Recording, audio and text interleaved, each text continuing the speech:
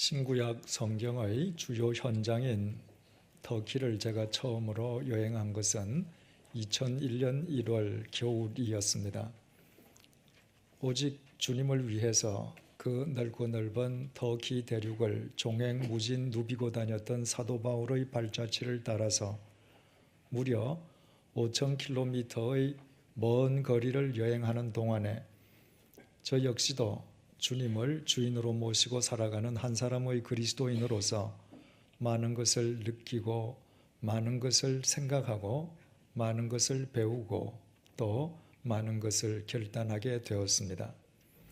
여행이 시작된 지 나흘째 되는 날이었습니다. 그날은 아다나를 출발해서 사도 바울이 1차 선교 여행 때에 잠시 들렀던 안탈리아에 도착할 예정이었습니다. 지도상으로는 그 거리가 518km로 나타나 있어서 아침 9시에 아다나를 출발한 우리 일행은 저녁 식사 시간 이전에 목적지인 안탈리아에 능히 도착할 수 있으리라 예상했습니다. 하지만 막상 길을 떠나고 보니 상황은 전혀 딴판이었습니다. 지중해 해안을 따라 나 있는 그 도로는 협소한 편도 산길 도로였습니다. 왼쪽으로는 지중해의 절경이 마치 아름다운 그림처럼 펼쳐져 있지만 그 길은 계속 굽이굽이 돌고 돌아가기에 시속 40km에서 50km 이상의 속도를 전혀 낼 수 없는 도로였습니다. 더 큰 문제는 그 산길 속에서는 마땅히 요기할 식당을 찾을 수 없는 것이었습니다. 본래 계획으로는 그날의 목적지인 안탈리아 130km 전방에 위치한 아날리아라는 도시에서 점심 식사를 할 계획이었지만은 오후 3시가 이르기까지 목표 지점의 절반에도 이르지 못하고 있었습니다. 어쩔 수 없이 우리 일행은 오후 3시 30분경 아나무르 근처의 산속 외딴 길에서 만난 외딴 식당에서 식사를 하게 되었습니다. 마당 여기저기에 짐승의 오물들이 널려 있고 화장실마저 재래식 화장실인데다가 불결하기 짝이 없는 산중 식당이었습니다. 아나무르는 터키의 최남단에 위치하고 있기에 계절적으로는 분명히 겨울이었지만 그러나 그곳 날씨는 마치 늦봄처럼 따뜻하고 포근하기만 했습니다. 따라서 따뜻한 날씨에 오물들이 널려 있고 재래식 화장이 있고 불결한 그 식당은 파리들이 활개치기에 적당한 조건을 갖추고 있었습니다. 식사 시간 내내 손으로 파리떼를 내몰면서 겨우 식사를 마친 우리 일행이 다시 자동차를 탔을 때에는 자동차 속에도 이미 몇 마리의 파리들이 들어와 있었습니다. 그 파리들을 성가시게 생각한 터키인 운전기사는 운전을 하면서도 기회만 있으면 신문지로 파리들을 때려잡으려고 했습니다.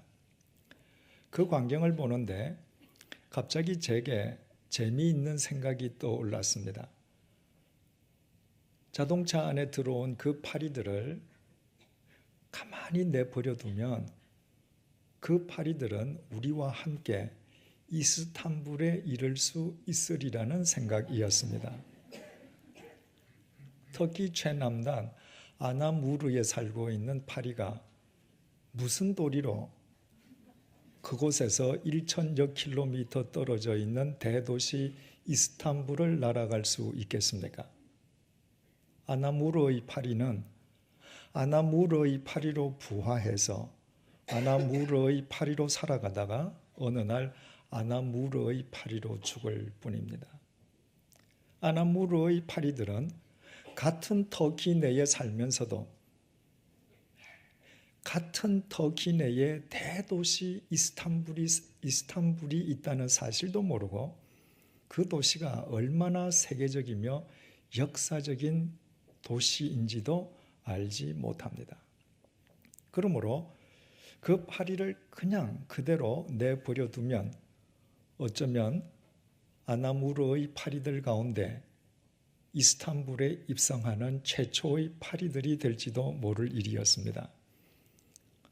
그래서 운전석 옆 좌석에 앉아있던 제가 의사가 소통되지 않는 터키인 운전기사에게 파리들을 잡아 죽이지 말라는 신용을 했고, 터키인 운전기사가 알았다는 듯 오케이라고 말함과 동시에 그 파리들은 운전기사에 의한 죽음의 위협에서 벗어나서 우리 일행과 함께 이스탄불을 향하게 되었습니다.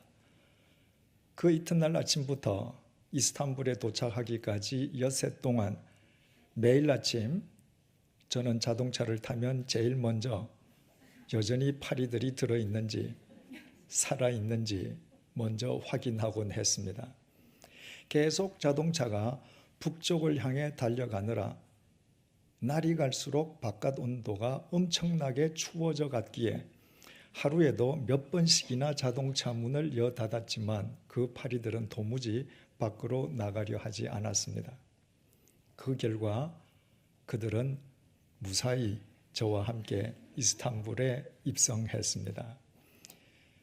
따뜻한 자동차 속에서 틈만 나면 윙윙 거리고 있는 그 파리들을 보면서 우리들에 대한 주님의 은혜와 제 자신을 비교해서 생각해 보곤 했습니다. 아나무르에 있는 파리들이 무려 1,000km나 떨어져 있는 이스탄불에 입성할 수 있었던 것은 결코 그 파리들의 힘이나 능력으로 인함이 아니었습니다. 그들이 한 것이라곤 이스탄불행 자동차를 탄 것뿐이었습니다.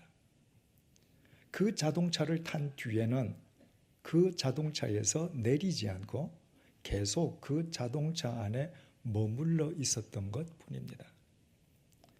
그 파리들이 그 자동차 속에 머물러 있을 때 자동차의 힘이, 자동차 엔진의 힘이 그 파리들을 이스탄불까지 데려다 주었습니다. 만약 그 파리들이 이스탄불행 자동차를 타지 않았거나 탔더라도 몇 시간 혹은 며칠 만에 그 자동차에서 나와 버렸다면 아나무르의 파리들이 이스탄불의 파리가 되는 영광을 누리지는 못했을 것입니다. 그러나 자동차는 아무리 엔진의 힘이 강해도 자동차 그 자체로는 달리지 못합니다. 반드시 사람이 자동차를 운전해야만 합니다. 따라서 자동차의 힘이란 실은 그 자동차를 운전하는 사람의 능력이라고 말할 수 있습니다.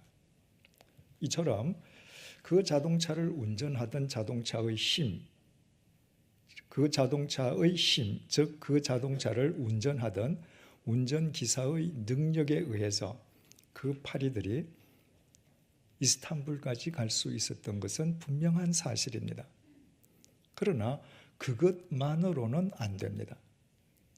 사람이 자기 자동차에 파리를 싣고 1,000km가 아니라 1만 km도 달릴 수 있긴 있지만 그러나 그것만으로는 부족합니다. 자동차에 들어온 파리들이 이스탄불까지 갈 수 있기 위해서는 운전기사를 비롯해서 그 자동차에 타고 있는 모든 사람들의 자비가 수반되지 않으면 안 됩니다. 운전기사에서부터 승객 누구 한 명, 그 파리를 잡으려 한다거나 쫓아내려 해서는 절대로 이스탄불에 이를 수 없습니다.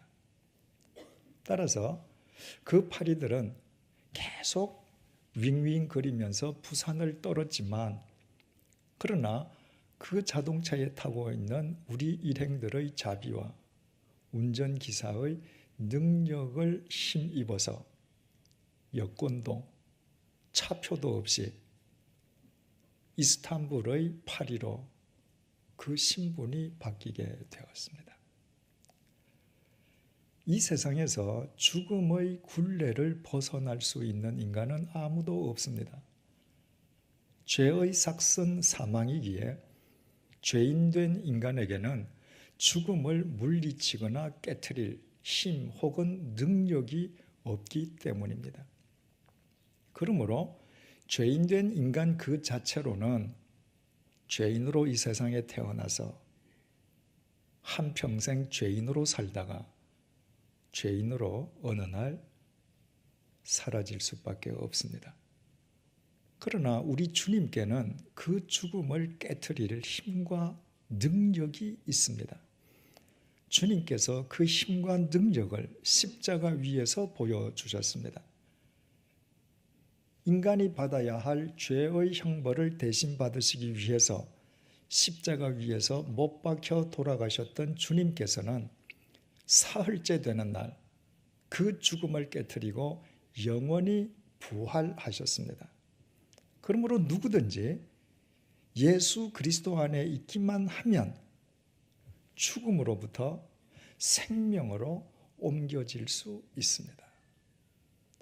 인간 자체는 미약하기 짝이 없지만 죽음을 깨트리신 주님의 힘과 능력으로 인함입니다. 그러나 그것만으로는 부족합니다.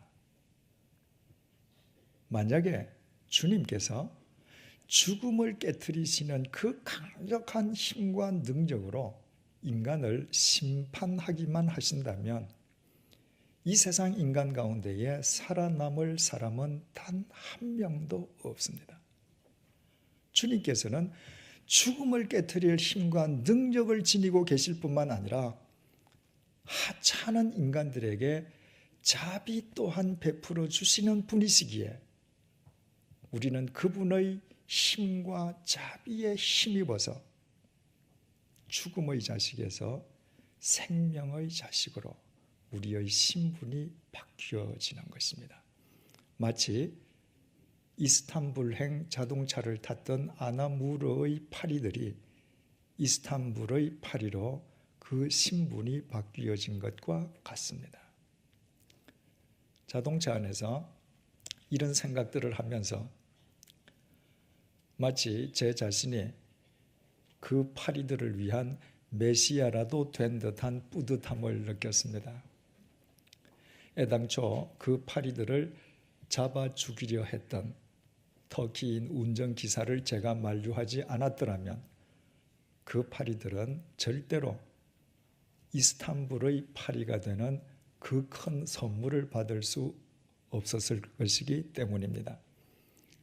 그러나 터키 여행을 끝낸 뒤에 돌아와서 주님의 은혜를 더 깊이 묵상하는 가운데 제가 자동차 속의 파리들을 보면서 제 자신과 주님을 비교했던 것은 엄청난 착각이었다는 사실을 깨닫게 되었습니다.